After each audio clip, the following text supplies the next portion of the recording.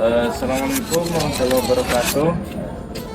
Jadi sore hari ini kita masih berada di pondok pesantren yang sederhana namun begitu banyak berkah di pondok pesantren ini, karena di sini para penghafal Al-Quran, di mana sore hari ini kita sudah mau memasuki finish untuk pembuatan mushola ala santri pesantren Darul Aqiyah, di mana kata-kata untuk sore hari ini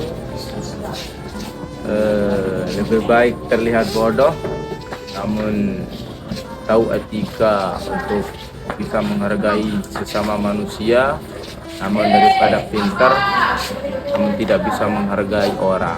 Itu saja sore hari ini. Assalamualaikum warahmatullahi wabarakatuh.